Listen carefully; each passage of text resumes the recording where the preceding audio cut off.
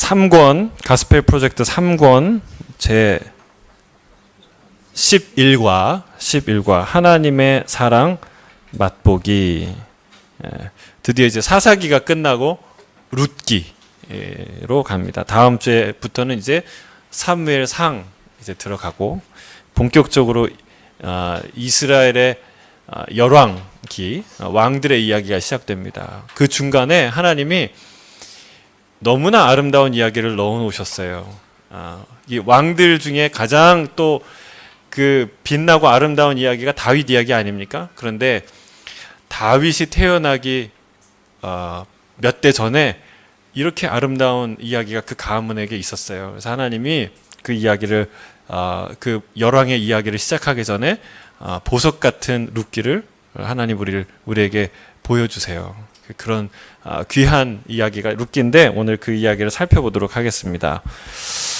하나님의 사랑 맛보기 신학적 주제 함께 읽을까요?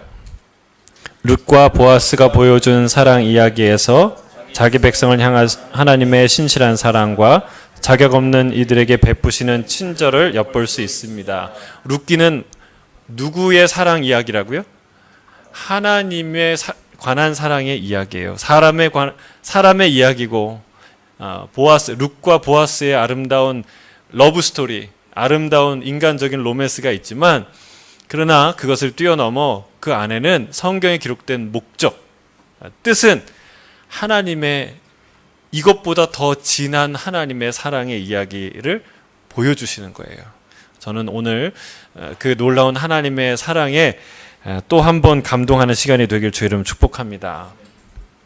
그 마이크 준비되셨으면 항상 그 시작할 때 우리 정세현 목사님을 딱 주세요. 예, 그럼 여기서 이제 가게. 자, 암흑과 같은 때에 룻이 신실하신 하나님에 관한 이야기를 계속 이어갑니다. 이 이야기에서 우리는 자기 백성을 향한 하나님의 신실하신 사랑과 자격 없는 이들에게 베푸시는 친절을 볼 수 있습니다. 룻기의 핵심 주제는 무엇이라고요? 사랑인데 이야기의 중심에 구원이 있습니다. 히브리어로 구원하다, 구원자, 구원이라는 단어가 20회 이상 등장합니다. 룻과 보아스의 사랑 이야기에서 하나님은 구속 사역을 통해 신실하심을 보여주십니다. 룻의 이야기를 통해 우리는 어두운 시대 가운데 나타난 하나님의 아름다운 사랑을 엿볼 수 있습니다. 시어머니에 대한 룻의 헌신에서 하나님의 변함없는 사랑을, 룻에게 베푼 보아스의 친절에서 하나님의 따뜻한 사랑을 볼 수 있습니다. 또한 보아스의 결혼을 통해 하나님의 사랑이 우리의 필요를 어떻게 채우시며 우리를 어떻게 구원하시는지를 볼 수 있습니다. 그리스도께서 우리를 포기하지 않고 따뜻한 사랑으로 구원해 주신 것처럼 우리도 세상 사람들에게 구원을 베푸시는 사랑을 실천해야 합니다. 우리가 2017년 룻기를 큐티 했지 않습니까? 언제 하셨는지 기억나세요? 몇 월 달에? 5월 달에 했어요. 제가 그래서 그걸 찾아보고 그때 메모한 거, 큐티한 거 이게 쭉 보니까 다시 한번 생각나는데 룻기를 하면서 제가 설교하고 나눌 때 행복했어요. 참 마음이 따뜻했어요. 이 룻의 헌신은 참 들으면 들을수록 기이하고 놀랍다. 또 딸같이 이 며느리를 아끼는 나오미의 사랑도 참 아름답다. 그리고 이 보아스의 친절함과 신사 같은 그리고 자기의 손해를 아끼지 아니하고 이방 여인 출신의 여인을 위해서 기업을 물을 여러분 그 자기의 물질적인 희생과 자기의 모든 것들을 다 나누는 것이거든요. 그래서 그런 아름다운 이야기를 보면서 참 따뜻했다라는 생각을 다시 한번 했는데 이 이야기 속에 배어 있는 하나님의 사랑을 우리가 느끼는 시간이 되었으면 좋겠어요. 첫 번째는 큰 제목을 같이 읽을까요? 시작. 하나님의 사랑은 끈질깁니다. 여러분 기억하세요. 하나님의 사랑은 끈질겨요. 포기하지 않는다는 거예요. 하나님의 사랑은 포기하지 않는 사랑. 우리는 포기해요. 지쳤어요. 지칠 대로 지쳤어요. 근데 하나님의 사랑은 지치지 않아요. 하나님의 사랑은 멈추지 않아요. 하나님의 사랑은 끝이 없어요. 그 사랑을 우리가 볼 수 있다는 거예요. 우리 룻기 1장 1절부터 같이 한번 읽겠습니다. 시작. 사사들이 치리하던 때에 그 땅에 흉년이 드니라.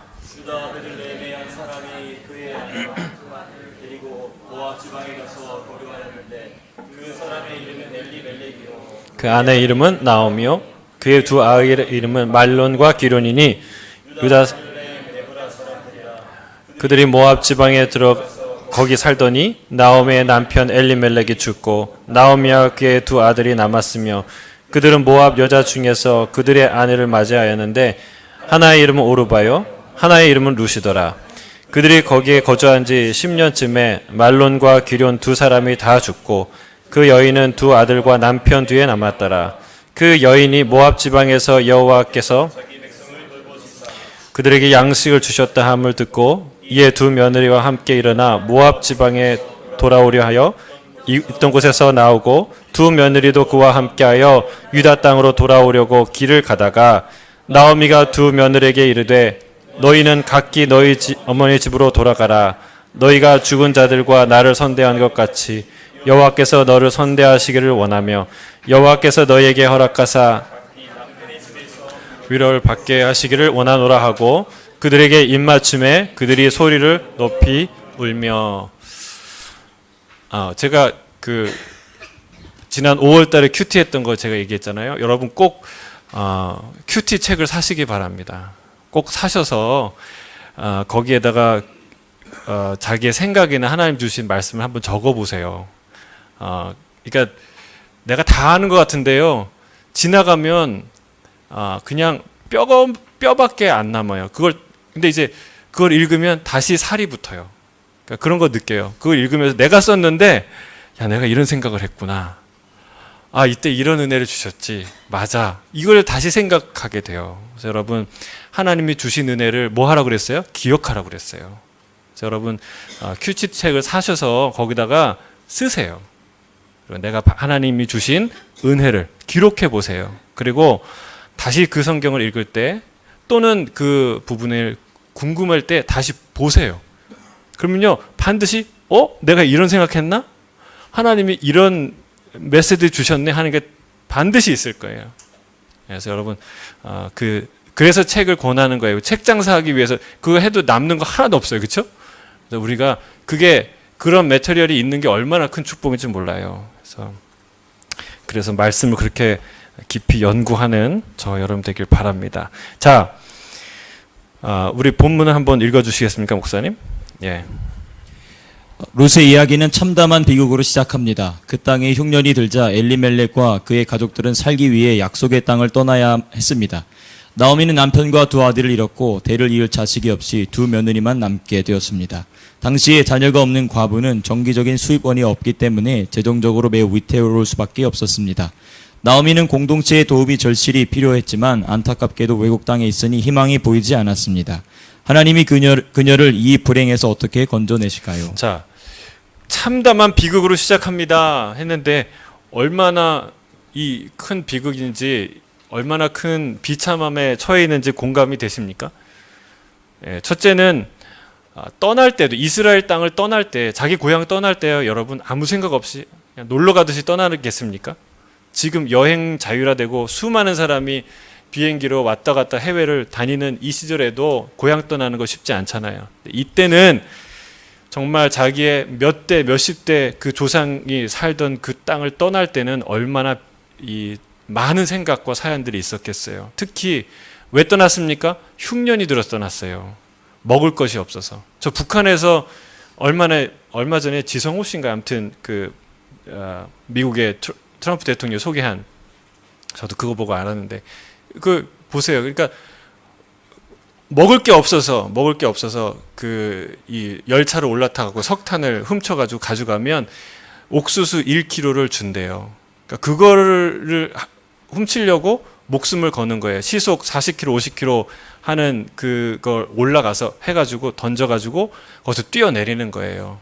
근데 건강한 사람도 그렇게 하기 어려운데 영양 부족이고 정말 다리가 후들후들 떨리는 사람이 그런 일을 하는 거예요. 그러니까 이제 내리다가 혼조를 한 거죠. 혼조를 해가지고 이제 한쪽 다리를 잃고 한쪽 팔을 잃었던 이야기인데 제가 이게 쭉 들어보니까 여러분 그런 가난과 배고픔, 궁핍 때문에 결국은 고향을 떠나지 않습니까? 이게 이 고향 흉년 때문에 고향을 떠났 이 일이 얼마나 흉흉한 이야기입니까? 이것 자체부터가 참 가슴 아픈 이야기예요. 근데 모압 땅으로 가서 이 결혼을 해서 갔죠. 근데 두 아들이 장성해서 이제 모압 여인들을 이제 결혼시켜서 가정을 꾸리는데 첫째로는 아빠가 죽고 두 번째 큰 아들이 죽고 세 번째 작은 아들이 죽었어요. 자녀들이 하나도 없어요. 근데 여러분 이민 생활 10년에 남편 잃고 두 아들을 잃었어요. 또 여러분 만약에 시드니 이민 생활 10년을 지났는데 함께 온 남편 잃고 두 아들이 다 죽고 여러분 만약에 그런 아픔을 만약에 겪었던 가정이 있으면 만약 여러분이 그런 인생을 살았다면 어떤 마음이 들겠습니까? 여러분 이거는 상상할 수 없는 참혹한 이 비극이죠. 근데 여러분 희망은 아름다운 이야기는 거기서부터 시작한다는 거예요. 하나님의 구원의 이야기, 하나님의 이 놀라운 사랑의 이야기가 바로 그 지점부터 시작한다는 거예요. 그게 복음이에요. 여러분 절대로 포기하지 마시길 주의 이름 축복합니다. 다 끝난 것 같다라고 생각하는 그 지점에서 하나님이 다른 스토리를, 다른 이야기를 이어나가기 시작한다는 거예요. 내가 쓸 수 없는, 내가 기대할 수 없는 그런 이야기를 하나님이 준비하신다는 거예요. 할렐루야. 얼마나 아름다워요. 자, 그래서 나오미가 뭐라고 얘기하냐면 돌아온 나오미라는 이름이 무슨 뜻이냐면은 기쁨이라는 뜻이에요. 즐거움. 나오라는 뜻이 아니라 즐거움이라는 뜻이에요. 그래서 사람들이 뭐라고 얘기합니까? 저 사람이 나오미냐? 라고 얘기해요. 돌아온 나오미를 보고 무슨 말입니까? 저 사람이 즐거움이냐? 저 사람이 축복이냐? 저 사람이 기쁨이냐? 저 인생이? 이렇게 질문하는 거죠. 그래서 나오미가 뭐라고 얘기합니까? 나를 나오미라 말하지 말고 마라라 하라. 그럼 마라의 쓴물 기억하세요? 마라의 쓴물? 마라는 그렇게 말하지 마라. 자꾸 오늘 왜 이러지? 쓴 물이라는 뜻이에요. 쓰다. 예, 그렇죠. 괴로움이라는 뜻이에요. 그래서 하나님이 그렇게 비참한 상황 가운데 나를 처하게 하셨다라는 이 절망 가운데서 이 이야기가 시작되는 거예요. 근데 하나님이 그동안은 안면을 싹 이제 이게 가리고 아주 냉정하게 잔혹하게 나를 대하시는 것 같은데 진짜 하나님의 나에 대한 진심이 여기서부터 시작되기 시작해요. 자, 계속 읽어주시겠습니까? 하나님이 자기 백성을 돌보시사 그들에게 양식을 주셨다는 소식이 들렸습니다. 유다 땅의 기근이 끝난 것입니다. 나오미는 고향으로 돌아갈 채비를 한 뒤 두 며느리 곧 룻과 오르바에게 각기 친정집으로 돌아가라고 말합니다. 왜 그랬을까요? 당시 이스라엘에는 남편이 죽으면 그 형제와 결혼을 해 대를 이어야 하는 관습이 있었습니다. 하지만 나오미에게는 다른 아들이 없었으므로 룻과 오르바의 앞날이 막막했던 것입니다. 며느리들의 미래를 염려해 친정으로 돌아가라고 권한 것입니다. 나오미의 조언을 받아들인 오르바와 달리 놀랍게도 룻은 시어머니와 함께 남기로 결심합니다. 룻은 자기 미래에 해가 될 수 있는데도 믿어지지 않을 정도의 신실함을 보여줍니다. 우리는 룻에게서 결과에 상관하지 않고 변함없이 충성스러운 사랑을 발견합니다. 자, 이 룻을 우리가 이제 또 읽을 텐데 룻을 가만 보세요. 정말 끝까지 가는 사랑, 포기하지 않는 사랑, 그런 사랑이 있는데 이 사랑의 원형이 무엇이냐? 이 사랑의 원래 그림, 이 사랑은 어디에 있던 사랑이냐? 바로 하나님 안에 있던 사랑이라는 거예요. 사랑의 원래 그림은 누가 디자인한 거죠? 누구로부터 흘러나온 거죠? 하나님으로부터 왔어요. 그래서 여기 사랑이신 하나님이라고 했는데 같이 한번 읽어볼까요? 시작. 하나님은 사랑이시라. 사랑이 하나님의 고유한 성품이며 삼위일체 하나님이신 성부, 성자, 성령 세 위격이 서로 완전한 사랑 가운데 계시며 사랑을 드러내신다는 뜻입니다.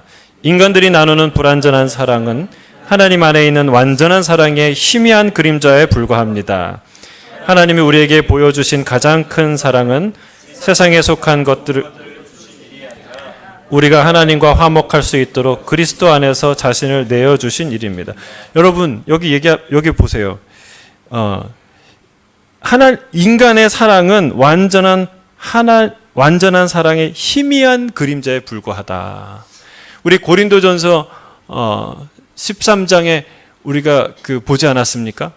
어린아이 때는 어린아이의 말과 행동을 하고 그러지만 우리가 장성한 이후에는 그거 다 버린다. 여러분 앞으로 뭐가 온다고 그랬어요? 앞으로 진짜가 온다는 거예요. 영원한 것, 완전한 것. 그때는 다 버릴 것이다. 여러분 이 땅에서 하는 사랑이 정말 목숨을 걸 듯한 사랑, 그거 잃어버리면 다 잃을 듯한 그런 전부인 것 같은 사랑이지만 성경은 얘기하는 거예요. 그거 어린애들 장난 같은 사랑이다. 진짜 사랑, 완전한 사랑은 여기에서 볼 수 없고 경험할 수 없는 사랑인데 그 사랑은 하나님께 속해 있는 것이다. 영원으로부터 온 사랑이다. 영원에 속한 사랑이다. 우리가 그것을 알게 되고 누리게 되고 그 안에 있게 될 것이다. 성경은 말하는 거예요. 할렐루야. 여러분 이 사랑이 하나님의 사랑이라는 거예요. 하나님은 사랑이시다라는 말은요, 삼위일체 하나님을 뜻하는 것이기도 해요. 왜냐하면 여러분 혼자 이렇게 있는데 혼자 사랑할 수 있나요? 사랑은 반드시 대상이 있어요. 그래서 여러분 사랑하라 얘기하는 거는요 공동체를 전제하는 거예요. 여러분 서로 사랑하라라는 얘기는 하나님, 예수님이 유일하게 남긴 명령이잖아요. 사랑하라. 그 말은 무슨 얘기예요? 혼자 예배 탁 드리고 사랑의 느낌을 가득 채워라, 이게 아니라는 거예요. 힘들지만 부딪히지만 그러나 나와 다른 타인과 함께 삶을 살아라.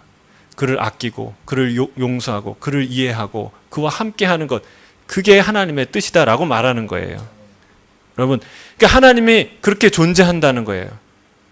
하나님이 타자이지만 그러나 하나인, 본질적으로 하나인 삼위가 정말 한 사람처럼 강하게 존재하는, 그러니까 하나님의 존재 방식이 바로 사랑이라는 거예요. 이게 얼마나 놀라운지 몰라요. 우리가 그걸 보게 되고 그걸 알게 될 거예요.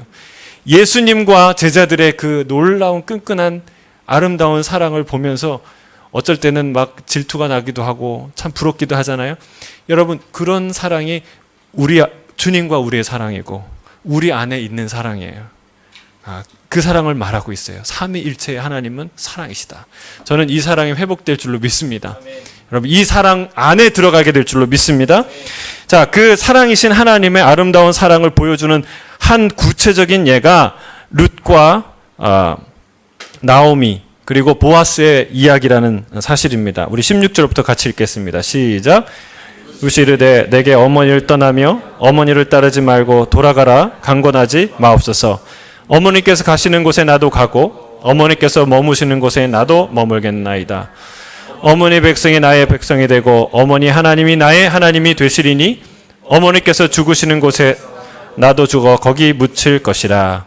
만일 내가 죽는 일 외에 어머니를 떠나면 여호와께서 내게 벌을 내리시고 더 내리시기를 원하나이다 하는지라. 나오미가 룻이 자기와 함께 가기로 굳게 결심함을 보고 그에게 말하기를 그치니라. 여러분 이 얘기를 듣고 이 대목을 읽는 순간에 어떤 생각이 드십니까? 예? 우리 김순미 권사님 무슨 생각이 드세요? 네? 이런 며느리 얻어야 되겠다. 나는 이런 며느리 가지고 있구나. 할렐루야.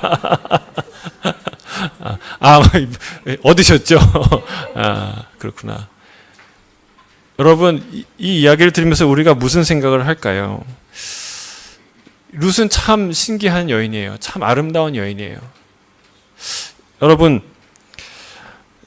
이 나오미를 따라가면 뭐가 보장되어 있나요? 여러분 이 나오미를 따라가면 보장되어 있는 건 딱 하나 있어요. 고생. 죽도록 고생하는 거예요. 가면 멸시와 천대를 받고. 여러분 고향으로 돌아가서 환대받았습니까? 가서 처음으로 한 일이 뭐예요? 이삭 줍는 일이에요. 그것도 하루 종일 허리를 숙여서 땅바닥에 떨어진. 여러분 낫으로 벼를 베면 한 번에 한 단을 수확하잖아요. 그런데 한 번 굽혀서 이삭을 주우면 한 알을 줍는 거예요. 여러분, 그 일 참 보잘것없는 일을 하게 되는 거예요. 그런데 그 시어머니랑 가기로 결단을 해요. 놀랍지 않습니까? 여러분, 이것이 의리이고 이것이 사실은 믿음이고 결단이고 헌신인 줄로 믿습니다. 여러분, 뭐라고 얘기를 하냐면요, 이렇게 얘기해. 만일 내가 죽는 일 외에 어머니를 떠나면 여호와께서 내게 벌을 내리시고 더 내리시기를 원합니다. 이렇게 고백해요. 근데 저는 제가 그때 루키 큐티 할 때 나눴는지 모르겠지만 이 말씀을 묵상하면서 그 생각이 드는 거예요. 그래, 손해를 감수하고도 따라가는 것이 믿음이지. 여러분, 예수님을 따라가는데 예수님 따라가는 그 길이 가시밭길이고 예수님 따라가는 그곳에 십자가만 있다면 가시겠습니까? 아멘 하고 그래도 가는 그게 룻의 모습인데, 그래, 그게 믿음이지. 그게 믿음이지. 라는 생각을 그때 했는데, 한 단계 더 나아가서 뭐라고 얘기하냐면, 내가 어머니랑 가지 않으면, 내가 가기로 지금 결단했는데 만약 그렇게 안 되면 내게 벌 위에 벌을 내리길 원합니다. 라고 고백하는 거예요. 여러분, 내가 예수님을 어떤 일이 있어도 따라가겠습니다 라는 고백까지는 어떻게든 하겠는데, 여러분, 한 단계 더 나가서 하나님, 만약에 내 인생에 예수님을 배신한다면, 예수님을 따라가지 않는다면 내가 저주받기를 원합니다. 내가 확 폭삭 망하기를 원합니다. 여러분, 이런 기도 하실 수 있나요? 만약 내 자녀들을 위해서 축복하는데 내 자녀가 아무개야, 넌 예수님을 믿고 평생 예수님을 따라가야 돼. 예수님 그런 믿음을 가지게 해주십시오. 근데 기도 말미에, 주님, 이 자녀가 주님을 떠나가면 폭삭 망하게 해주십시오. 다리 몽둥이를 분질러 주십시오. 여러분, 이런 기도 할 수 있나요? 어려워요. 어려워요. 근데 룻이 그런 결단을 한다는 거야. 내가 이 길을 가지 않으면 내가 벌 받기를 원합니다. 여러분, 너무나 대단한 결단 아닙니까? 그래서 여러분, 우리가 조건 따라가는 게 아니라 사람 따라가는 거예요. 거기 앞에 무슨 일이 있는지 모르겠지만 가는 거예요. 그게 따라간다는 거예요. 그래서 여기에 함께 가기로 굳게 결심함을 보고, 그렇죠? 거기에 예수 따라가는 교회 성도라면 그 말씀이 확 와 닿아야 돼요. 거기에 밀줄을 그어야 돼요. 역시 믿음은 무엇이냐? 따라가는 것이구나. 여러분, 끝까지 따라가는 것이구나. 여러분, 조건 따라가는 게 아니고 상황 따라가는 게 아니고 누군가를 따라가는 것이고 끝까지 함께하는 것, 그게 여러분 축복의 시작이에요. 그게 믿음의 시작이라는 거예요. 룻의 이 감동적인 이야기는 거기서부터 시작해요. 여러분, 예수님을 따라가십니까? 예수님이 약속한 축복을 따라가십니까? 다시 한번 생각해 보세요. 내가 이러려고 교회 왔나? 내가 이 짓 하려고, 내가 이런 수모 당하려고, 내가 이런 거 하려고 교회 왔나? 여러분, 이런 생각 드시면 아직 이 룻의 결단을 한 게 아니에요. 룻은요, 가서 내가 이삭 줍기라도 거지 행세라도 해야 되겠다. 그래서 우리 어머니 먹여 살려야 되겠다. 이 노친네 가서 혼자 가면 무슨 일을 당하겠나? 내가 끝까지 내가 이 길을 함께 하겠다. 여러분, 그 결단이 룻의 결단이에요. 하나님이 그 결단을 이쁘게 보셨어요. 여러분, 하물며 사람과도 그런 결단하며 함께 동행하는데 우리가 주님과 동행할 때 그런 결단해야 되지 않겠습니까? 여러분, 그게 믿음이라는 거예요. 조건을 보지 아니하고 끝까지 함께하는 것, 예수 따라가는 것. 여러분, 이게 우리에게 주어진 놀라운 축복인 줄로 믿습니다. 그래서 그 얘기를 해야 돼요. 당신 때문에 내 인생 망쳤어, 이 말 하지 않는다는 거예요. 여러분, 룻의 이야기는요, 어딜 봐도 원망이 없어요. 내가 정말 이 젊음과 미모로 내가 이 팔자골 칠 수 있었는데 내가 당신 따라와서 내가 내 이런 수모를, 이런 저주를 겪습니다. 이런 뉘앙스가 하나도 없어요. 정말 끝까지 이 모친을 잘 어머니를 섬기는 모습을 볼 수 있다는 거예요. 그래서 여러분 예수 따라가는 사람의 삶은 그래요. 내가 당신 만나서 내 인생 망쳤어. 내가 호주 와서 인생 망쳤어. 여러분 그거는 아니라는 거예요. 여러분 하나님의 기적은 여기서부터 시작돼요. 여러분 그런 불평과 원망이 떠나고 함께 가기로 굳게 결심하였다는 이 대목, 이 고백처럼 우리도 주님과 함께 따라가길 결단하길 주의 이름 축복합니다. 우리 김현철 집사님 질문이 있는데, 고통과 비극 가운데 피어나는 신실하고 충성스러운 사랑을 경험했거나 목격한 적이 있습니까? 뭐 성경에 나와 있는 아니요, 그 뭐 안 나오는데 나와요. 예. 성경에 나와 있는 예. 예수님이 생각이 납니다. 십자가에 돌아가셨어요. 성경을 읽어서 경험하고 알고 있습니다. 저는 김현철 집사님이 바르지 않은 얘기를 한 적이 없는 것 같아요. 항상 성경의 얘기 말고 내 주변에 실제로 고난 가운데서 하나님의 선하심을 드러낸 이야기는 참 많죠. 그렇죠? 예, 많은 간증들이 있어요. 제가 아는 이야기들 중에 뭐 많이 있겠지만 강용호 박사님의 이야기. 축구하다가 실명했어요. 축구하다가 실명했는데, 실명하면은 인생에 그냥 그 당시 맹인은 그냥 안마 열심히 해가지고 안마사 되는 것이 최대의 성취죠. 예. 근데 꿈을 가지고 꿈을 잃지 않고 가는데 석은옥이라는 그 누나를 만나죠. 자원봉사 누나를 만나서 아름다운 결혼을 합니다. 나중에 이제 제가 빛과 소금 편집장 있을 때 그때 그분이 마침 돌아가셨어요. 그래서 아내에게 쓰는 마지막 편지, 그 인터넷에 찾아보면 있어요. 그 이야기를 이제 실은 적이 있는데 참 아름다운 사랑을 해서 평생. 이 강영호 박사님은 이 눈이 안 보이는 것은 나는 장애라고 생각하지 않았습니다.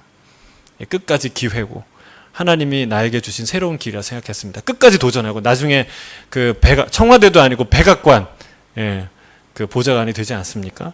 놀라운 인생을 살죠. 그러니까 우리 위기를 이건 저주다. 여기서 끝이다 생각하면 진짜 끝이에요. 그런데 이 룻처럼 우직하게 그 길에 또 다른 은혜가 있을 거라. 하나님의 인도하심이 있을 것이다. 믿고 그 길을 가는 자에게는 하나님이 상상하지 못할 은혜를, 축복을 부어주실 줄로 믿습니다. 자, 어떻게 하면 이처럼 변함없는 사랑을 하는 사람이 될 수 있을까요? 자, 이것도 한번 답을 해보시겠습니까? 그럼 저 어떻게 답을 하실런지. 예수님처럼. 사람으로는 할 수 없을 것 같고요. 네. 사실 루시 뭘 보고 그랬는지는 참 배우고 싶습니다.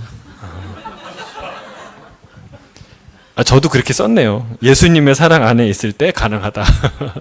이거 답하지 말라 해서.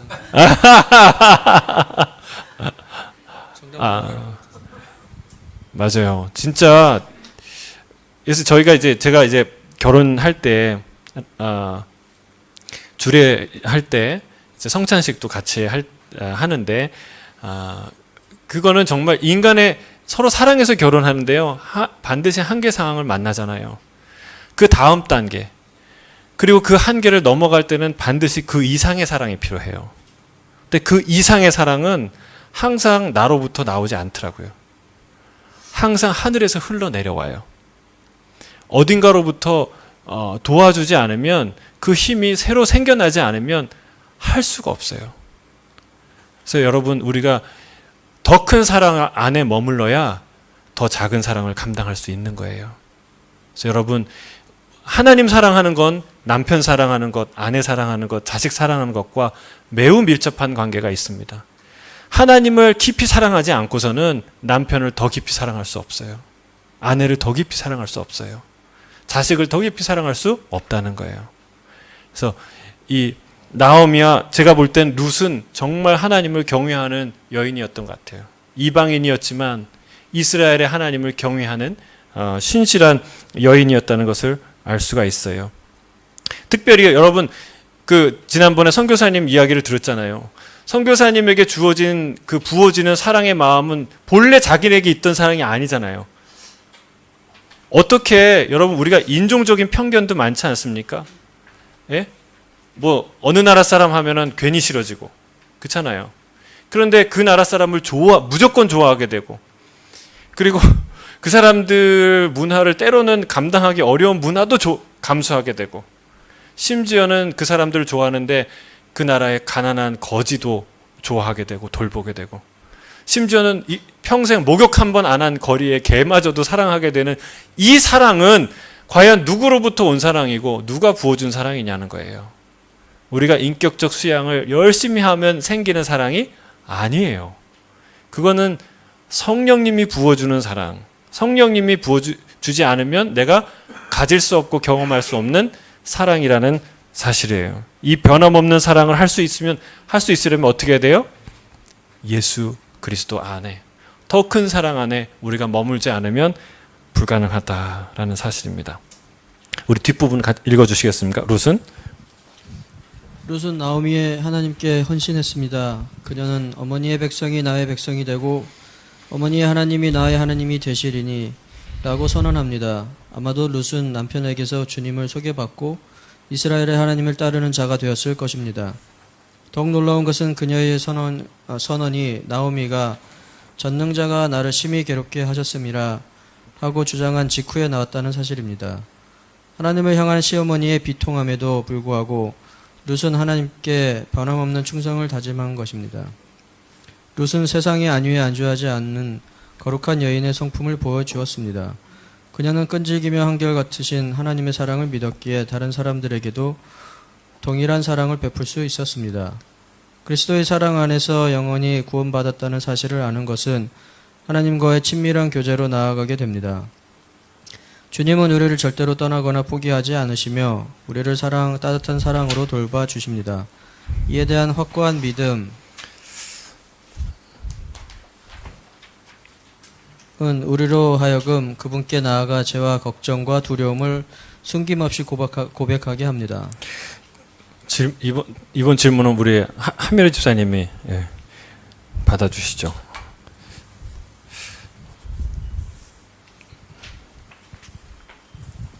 네, 질문 한번 읽어주시고. 하나님은 주님의 끈질긴 사랑을 어떻게 증명하십니까?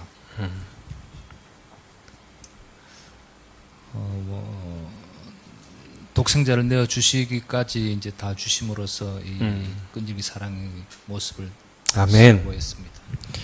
그러니까 하나님의 끈질긴 사랑, 포기하지 않는 사랑, 끝까지 하는 사랑, 그것을 하나님이 드러내셨는데 그 사랑을 분명하게 보아 알 수 있는 증표가 십자가라는 거예요. 십자가에서 내 아들을 죽일 만큼, 내가 네 죄로 인해서 내가 대신하여 벌을 받을 만큼, 그만큼 내가 너를 포기하지 않겠다. 그럼 이거보다 더 분명한 증거가 어디 있겠습니까? 그렇죠? 근데 거기서 끝날 줄 알았는데 또 부활하세요. 내가 너의 죄를 사할 뿐만이 아니라 너에게 생명을 줄 것이다. 그렇죠? 영원한 생명을 줄 것이다. 또 부활로 끝나는 게 아니라 또 재림의 약속까지 주세요. 내가 다시 올 것이다. 너를 과부처럼 버려두지 않을 것이다. 주님이 말씀하세요. 여러분, 이 복음은요, 진짜 하나님의 사랑의 이야기예요. 하나님의 사랑의 이야기. 복잡한 신학적 논리가 아니에요. 여러분, 하나님 우리를 사랑하신다는 이야기에 다름 아니라는 것이죠. 두 번째 질문도 한번 읽어주세요. 사람은 서로를 향한 사랑을 어떻게 증명합니까? 참 어려운 질문입니다. 오늘 어려운 질문이 너무 많아요. 그렇죠? 이건 항상 고민하는 질문 아닙니까? 그렇죠? 예. 서로를 향한 사랑을 어떻게 증명합니까? 도대체 우리가. 네, 어려운 질문은 단순하게 대답해야 돼요. 그렇죠? 행동으로. 어떤 행동입니까? 헌신과 충성과 순결과 용서와 용납으로 우리는 서로를 사랑해야 되겠죠. 자, 우리 두 번째 그 하나님의 사랑, 룻기에서 나타나는 하나님의 사랑 제목을 읽어볼까요? 시작. 하나님의 사랑은 따뜻합니다. 따뜻한 사랑. 이제 요 내용을 보겠지만 돌보는 사랑. 자, 1절부터 같이 읽겠습니다. 시작. 나오미의 남편 엘리멜렉의 친족으로 그의 이름은 보아스더라. 모압 여인 룻이 나오미에게 이르되 원하건대 내가 밭으로 가서 내가 누구에게 은혜를 입으면 그를 따라서 이삭을 줍겠나이다.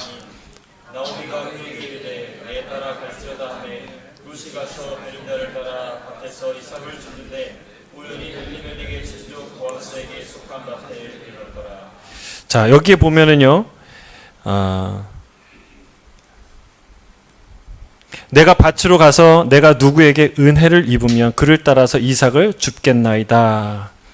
근데 여러분, 이런 절망 속에서 어떻게 이 여인이, 그러니까 눈을 뜨기 싫은 그런 삶이 있잖아요. 오늘도 희망이 있을까? 정말 우리에게 희망이 있을까? 눈 뜨기 싫은, 그냥 계속 자고 싶은, 계속 피하고 싶은 그런 현실이 있잖아요. 여러분, 룻은 그런 아침이었을 거예요. 근데 눈을 뜨고 그가 결단하고 나아가요. 내가 밭으로 가서 누구에게 은혜를 입으면 그를 따라서 이삭을 줍겠나이다. 가장 천한 일이고 우리가 궁급한 일이 사람이 할 수 있는 가장 낮은 일이지만 내가 은혜를 입으면 무슨 말이에요? 하나님께서 은혜를 주시면 하나님께서 우리에게 주실 은혜가 있을 거라는 거죠. 그런 믿음과 기대가 있기 때문에 오늘도 눈을 뜨고 오늘도 직장을 나가고 오늘도 하루를 시작하고 오늘도 최선을 다하는 것이죠. 여러분, 절망하지 마시길 주의 이름 축복합니다. 오늘 하나님이, 나는 보이지 않지만 하나님이 준비한 은혜가 있어요, 없어요? 있어요. 보이지 않지만 있어요. 그걸 보는 게, 그걸 믿는 게 믿음이라는 거예요. 자, 그 다음을 한번 읽어주시겠습니까? 보아스는 하나님의 사람으로 고귀한 성품을 가진 유력한 사람이었습니다. 룻이 우연히 엘리멜렉의 친족 보아스에게 속한 밭에 이르렀습니다. 그곳에서 두 사람은 처음 만납니다. 우연히 일어난 이 일은 결코 우연이 아니었습니다. 하나님이 자기 백성을 구원하려는 섭리 가운데 그들의 발걸음을 인도하신 것입니다. 사람이 마음으로 자기의 길을 계획할지라도 그의 걸음을 인도하시는 이는 여호와시니라. 하나님이 모든 일을 주관하십니다. 자, 그 아침에 일을 하러 나갔는데 우연히 어디에 갑니까? 예? 어디 가요? 보아스의 밭에 가는 거예요. 근데 여러분, 이게 우연이라는 말이 참 재밌어요. 제가 혹자가 그럽니다. 모든 필연은 우연처럼 나타난다. 모든 필연은 우연처럼 나타난다. 제가 한 말이에요.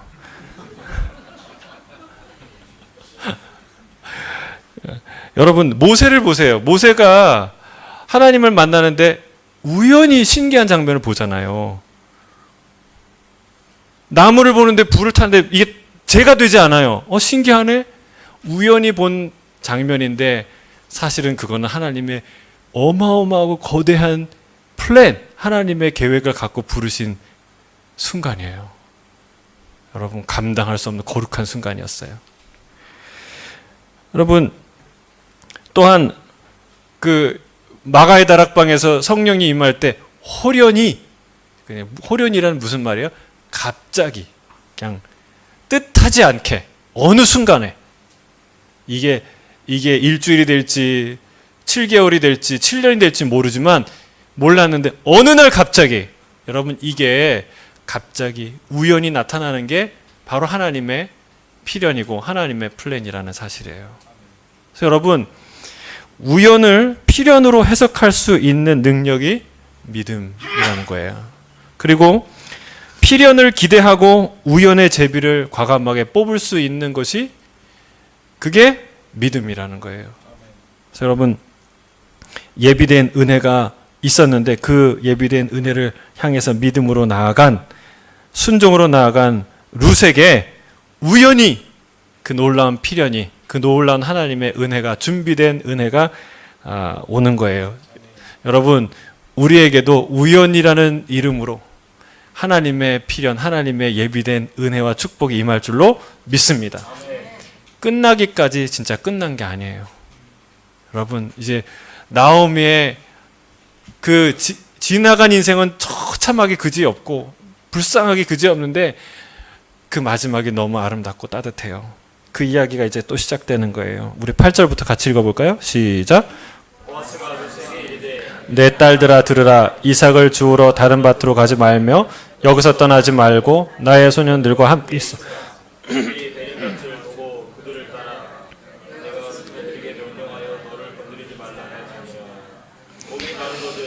그래서 가서 소년들이 길어온 것을 마실지니라 하는지라. 룻이 엎드려 얼굴을 땅에 대고 절하며 그에게 이르되 나는 이방 여인이거든 당신이 어찌하여 내게 은혜 베푸시며 나를 돌보시나이까 하니 보아스가 그에게 대답하여 이르되 내 남편이 죽은 후로 내가 시어머니에게 행한 모든 것과 백성에게로 온 일이 내게 분명히 알려졌느니라. 내가 이스라엘 하나님 여호와께서 그의 날개 아래에 보호하러 받으러 온전한 상 주시기를 원하노라 하는지라. 자, 룻기에서 가장 두드러진 위대한 사랑 이 파트가 두 개인데 하나는 룻의 헌신과 결단이죠. 끝까지 그 어머니를 따라가는 이 결단. 근데 그리고 또 하나는 보아스의 이 따뜻함과 희생 정신, 이 사랑. 이 두 가지인데요. 사실 이 두 가지의 사랑은 다 예수님의 사랑을 나타내는 것이죠. 여러분 끝까지 포기하지 않고 조건을 받다면 포기하고 그냥 버렸어야 되는데 조건 보지 않고 포기하지 않고 끝까지 우리를 사랑하신 분이 누구예요? 예수님이에요. 끝까지 맨날 우리는 실망을 안겨드리는데 하나님은 그 실망을 희망으로 바꾸시는 분이에요. 그게 하나님 예수 그리스도의 사랑이에요. 두 번째 사랑은 보아스의 사랑입니다. 여러분 보아스의 사랑을 보았습니까? 첫 번째로 어떤 사랑이에요? 이삭을 주우러 다른 밭으로 가지 말며 예수님이 우리에게 보아스가 주는 사랑이고 예수님이 우리에게 주는 사랑이에요. 딴 데 가지 말라는 거예요. 여러분 얼마나 행복한 얘기예요. 주님의 당부는요. 나를 떠나지 말라. 예. 누구든지 문을 열면 내가 들어가서 그는 나로 더불어 먹으리라. 주님 서로 더불어 먹겠다고 말씀하시지 않습니까? 주님이 그런 얘기를 하는 거예요. 너는 나는 너와 더불어 먹을 것이다. 딴 데 가지 마라. 여러분 절대로 딴 데 가지 마시길 바랍니다. 딴 교회 가지 말라는 게 아니고 예수님 안에서 절대로 딴 데 떠나지 않기를 주의 이름으로 축복합니다. 딴 데 가지 마라. 이게 예수님의 첫 번째 부탁이에요. 사랑이에요. 왜 이런 얘기 하겠어요? 사랑하니까. 은혜 베풀기를 원하니까. 두 번째는요. 여기서 밭에서 이삭을 주우라고 얘기했는데요. 정말 또 이렇게 마음에 와닿는 부분은 뭐냐면 내가 그 소년들에게 명령하여 너를 건드리지 말라 하였느니라. 여러분 아무리 그 룻이 성실하고 긍정적인 마인드를 갖고 일을 해도 한계가 있어요. 다 한계가 있어요. 근데 거기서 그렇게 열심히 해서 많은 보리를 수확하고 넉넉한 어머니를 봉양할 만큼 충분한 소득을 얻을 수 있는 이유는 무엇인가? 그걸 딱 보고 미리 배려를 했던 이 보아스의 배려예요. 보아스의 사랑이에요. 그러니까 보아스가요 미리 딱 보고 건드리지 말라고 얘기했어요. 야단치지 말라고 얘기했어요. 룻기 2장 15절 16절에 보면 그에게 이제 소년들에게 얘기하는 거예요. 추수하는 소년들에게 그녀에게 곡식단에서 줍게 하고 책망하지 말며 또 그를 위하여 곡식 다발에서 조금씩 뽑아 버려서 그에게 줍게 하고 꾸짖지 말라 하니라. 여기서 참 감동적인 건 조금씩 뽑아 버려라. 여러분 왜 콱콱 버리면 안 됩니까? 티나니까. 많이 버리는 것도 아니고 조금씩. 여러분 하나님이 우리가 여러분 조금씩 벌어서 먹고 살잖아요. 왜 그런 줄 아세요? 자존심 안 상하라고. 예.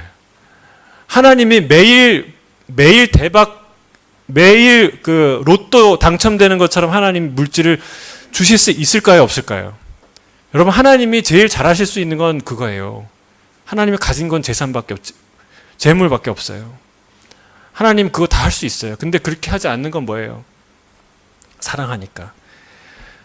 그리고 우리의 가난함이, 이 자존심이 상하지 말라고 하나님이 조금씩 모르게 티 안 나게 내가 스스로 해서 먹고 사는 것처럼 하나님이 은혜를 그렇게 인격적으로 베푸시는 거예요. 여러분 놀랍지 않습니까? 하나님은 거기까지 배려해요. 하나님이 참 아름다워요. 그리고 건드리지 말라라고 얘기하는 거예요. 여러분 우리가 왜 평안하게 사는 줄 아십니까? 하나님이 사탄에게 이 얘기한 거예요. 너 건드리지 마라. 너 정호 건드리지 마. 하나님이 이렇게 명령하신 거예요. 제가 그걸 느껴요. 제가 약점이 참 많은 사람인데 넘어졌어도 벌써 넘어지고 벌써 뭐 공격을 받았어야 되는데 하나님이 그렇게 보호해 주시는 것 같아요. 딱 너 건드리지 마. 쟤는 내 아들이야. 내 거야. 이렇게 얘기해 주시는 것 같아요. 여러분 어떻게 알 수 있는지 아세요? 베드로에게 예수님이 이 얘기를 했어요. 누가복음 22장 31절에 보면 시몬아 시몬아 보라 사탄이 너희를 밀가부르듯 하려고 요구하였으나 그러나 내가 너희를 위하여 내 믿음이 떨어지지 않기를 기도하였노니. 사탄이 밀가부르듯이 하려고 우리를 요청했대요. 시몬을 그리고 너희 제자들을 요청했대요. 무슨 말입니까? 밀가부르는 거 뭔지 아세요? 추수하는 거예요. 이렇게 키에다가 이렇게 보리를 이렇게 해가지고 쭉정이를 날려보내는 거예요. 그러니까 옳고 그름을 한번 재보겠다는 거예요. 이게 뭐냐? 다른 말 요즘 얘기하면 이렇게 사탄의 표적수사예요. 표적수사. 사탄은요 고발인이에요. 검사 같은 역할을 해요. 사탄은 우리의 면면을 잘 알기 때문에, 그리고 사단은 사단이기 때문에 이 뭐가 악한지 뭐가 실수인지 낱낱이 다 알아요. 그거를 다 일일이 고발한다면 여러분 하나님 앞에서 그 고발에 견뎌낼 수 있는 사람이 있을까요? 그 사탄의 표적 수사에 살아남을 사람이 있을까요? 아무도 없다는 거예요. 사탄이 우리를 밑가부르듯이 우리를 정죄하기 시작하면요 감당이 안 되는 거예요. 근데 하나님이 그러는 거예요. 건들지 마. 쟤는 내 아들이야. 내 딸이야. 너 걔는 건들지 마. 여러분 하나님이 그렇게 했으니까 12제자가 12제자 된 거예요. 할렐루야. 여러분 우리가 지금 멀쩡해서 신앙이 성숙해서 정말 대단해서 여기까지 왔습니까? 하나님이 이 보아스처럼 우리 뒤를 봐주시고 우리 앞을 이끌어주시고 길을 예비해 주시고 길을 열어주셨으니까 여기까지 온 거라는 사실이에요. 이게 하나님의 사랑이에요. 이 보아스의 사랑을 통해서 우리는 하나님의 사랑을 볼 수 있다는 사실이에요. 우리 최태현 집사님 한번 읽어주시겠습니까? 네.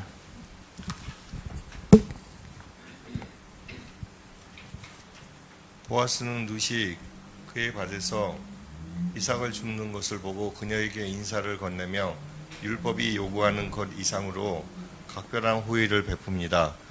긍휼과 따뜻한 환영의 마음으로 나타난 보아스의 사랑에서 하나님의 사랑을 엿볼 수 있습니다. 룻처럼 하나님께 친절을 받을 자격이 없는 우리를 주님은 두 팔을 벌려 안아주셨습니다. 룻처럼 하나님과 그분의 백성으로부터 먼 이방인 같은 우리에게 주님이 자애로움으로 은혜를 베풀어 주셨습니다. 룻이 룻기에서 가장 중요한 질문을 던집니다. 나는 이방 여인이거늘 당신이 어찌하여 내게 은혜를 베푸시며 나를 돌보시나이까? 보아스는 룻이 시어머니인 나오미에게 선을 행했기 때문이라고 대답하지만 진심은 그 뒤에 나옵니다. 여호와께서 내게 행한 일에 보답하시기를 원하며 이스라엘의 하나님 여호와께서 그의 날개 아래에 보호를 받으러 온 내게 온전한 상 주시기를 원하노라. 다시 말해 하나님에 대한 당신의 믿음 덕분에 하나님이 나를 통해 당신에게 은혜를 베푸는 것이오라는 말입니다. 룻이 행한 모든 고귀한 일은 여호와를 향한 믿음의 표현이라고 할 수 있습니다.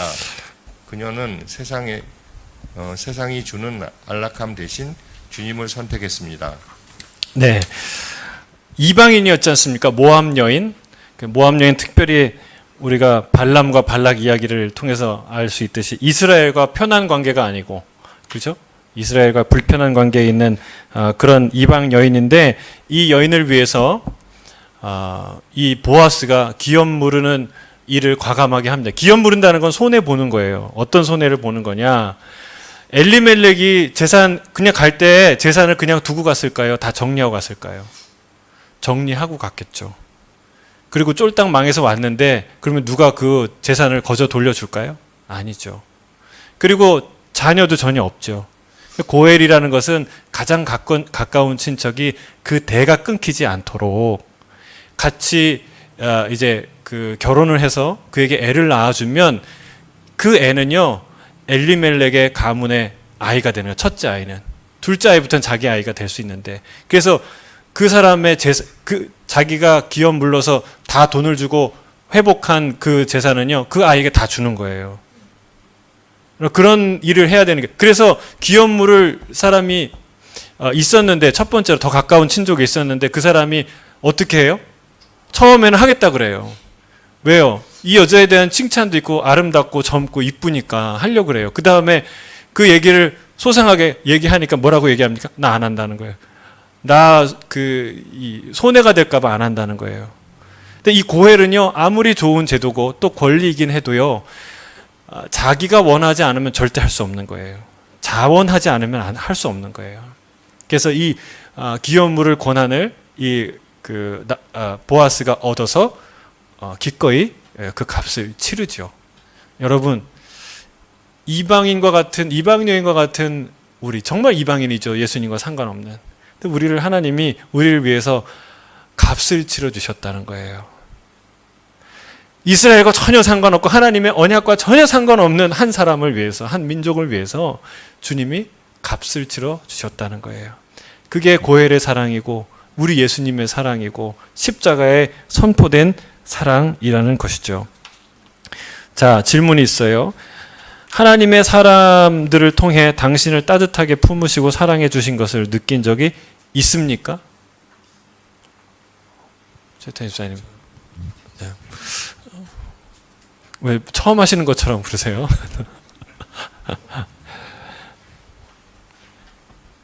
많죠. 많습니다. 예, 그 많은 것 중에 하나만 예를 들어 주세요. 그래요? 그냥 어려울 때 그냥 나 혼자 있다고 생각했는데 뭐 갑자기 이렇게 교회 집사님 전화해서 나오라고 그래서 그거에 대해서 같이 나눴던 시간도 있고 그런 거 많은 것 같아요.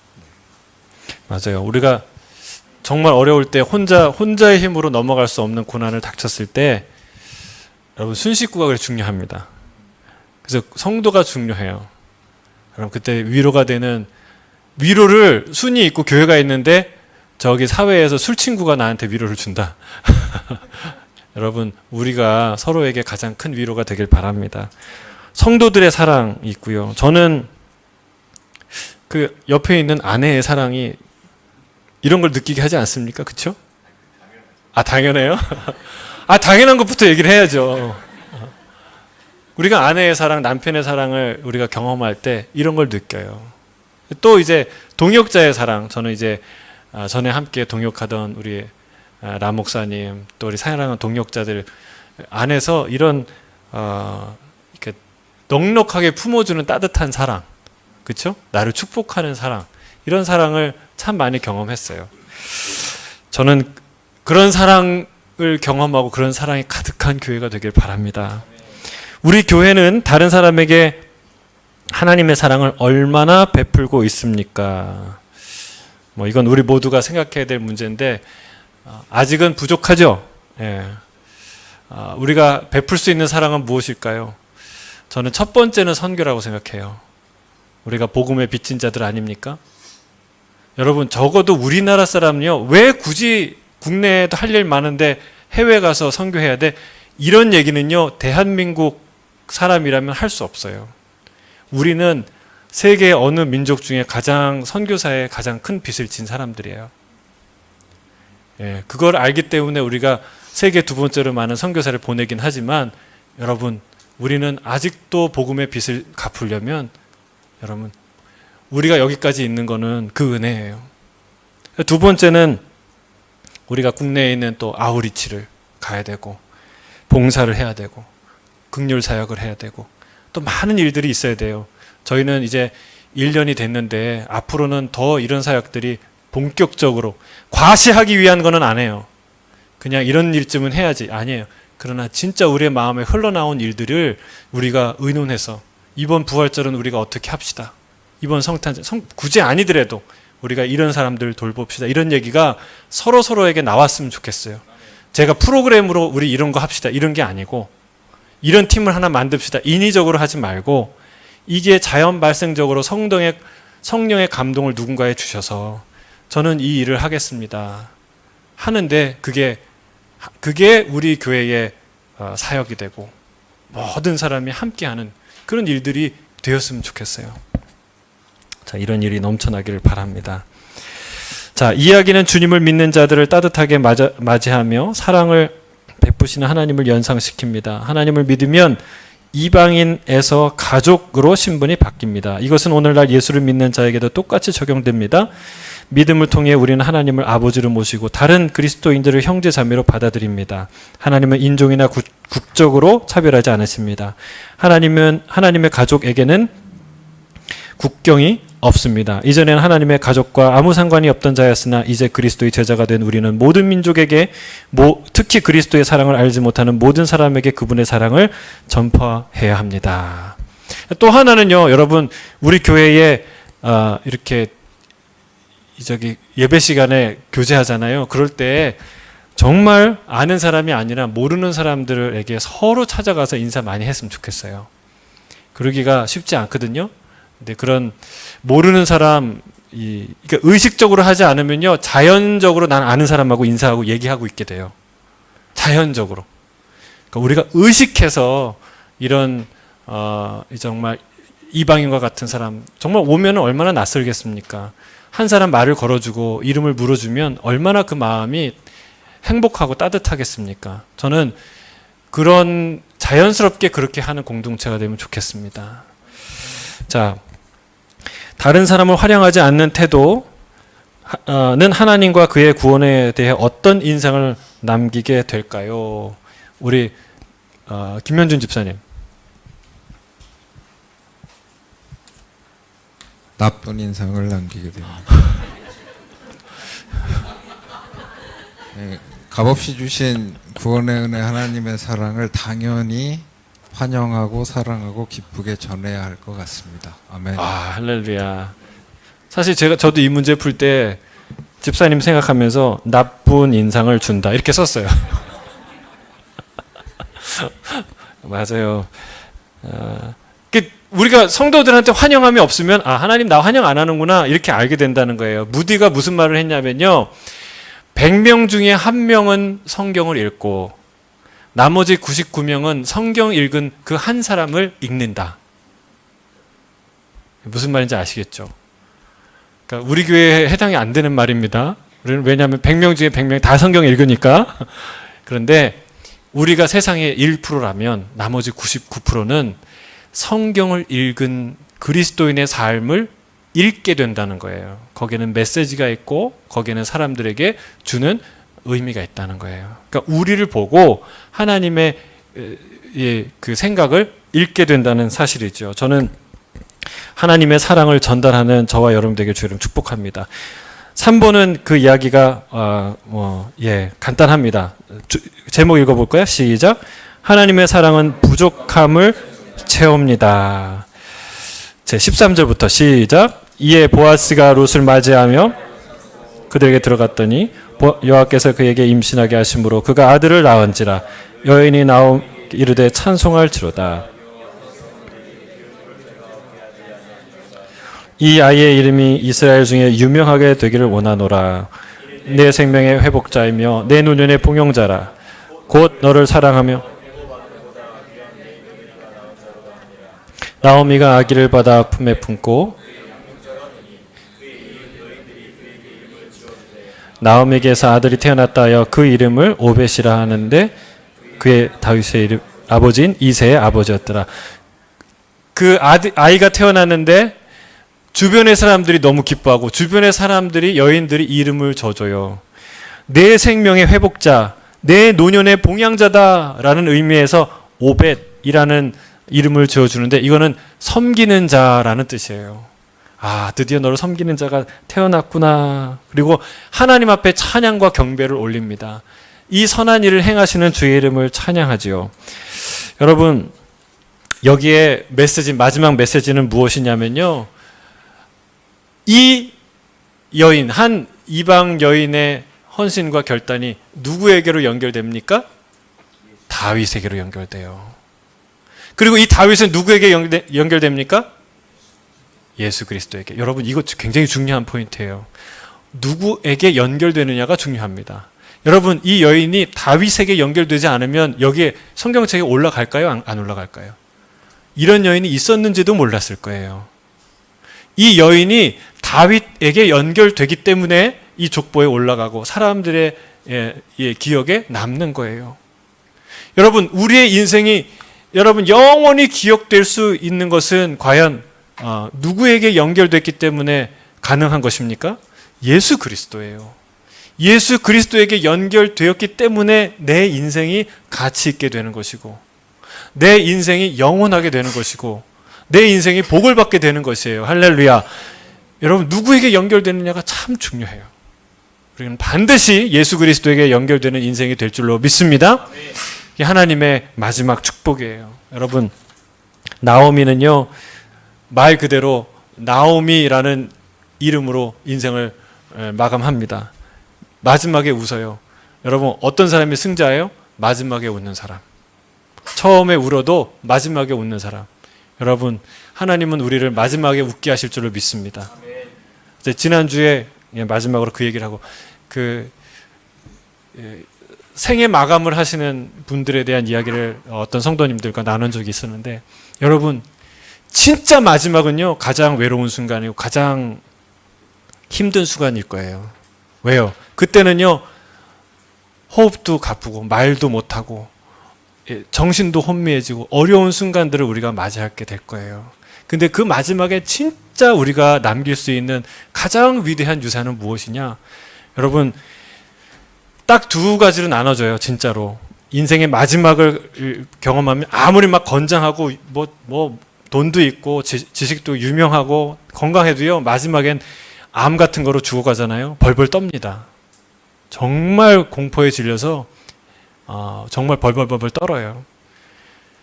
근데 아무것도 없고 가난하고 초라하고 좀 무지하고 또 별로 주목받지 않는 사람인데, 그러나 질병에 걸려서 죽어가는데도 얼굴빛이 천사의 빛처럼 빛나는 사람이 있어요.